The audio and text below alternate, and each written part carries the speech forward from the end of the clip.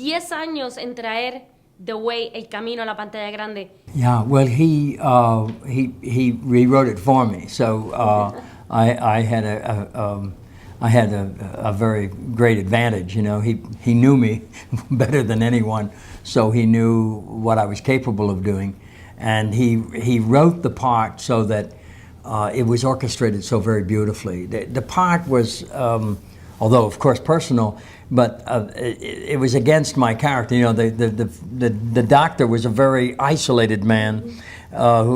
He lived unto himself, belonged to the country club.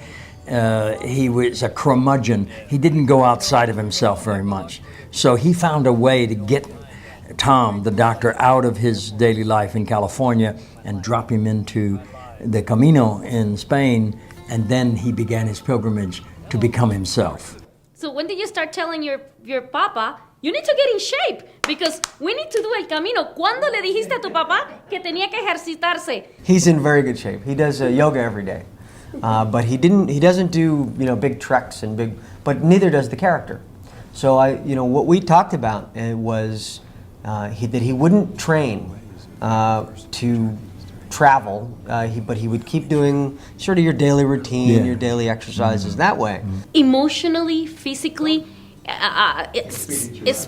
spiritually, and for you too, did you re-encounter those Gallego roots that you had when you were little? See, my father was a Gallego, and he grew up in near Tui, in Parasovia, Salto Revolta, which is just about 80 kilometers from Santiago. So I knew the Camino as a child, and I always had this image, romantic image, that I would say, I would someday walk the Camino, but it was no posible until 2003.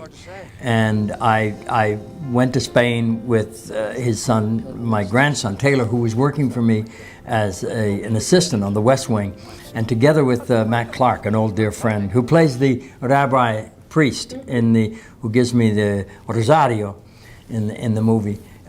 He and Taylor and I had 2 weeks to walk the Camino. It's impossible. So we rented a car and we drove, and we got to Burgos, and Taylor met his future wife, beautiful young girl Julia, at the El Molino in Burgos. They're married, they live there now. So that was the beginning of the real Camino for the two of us.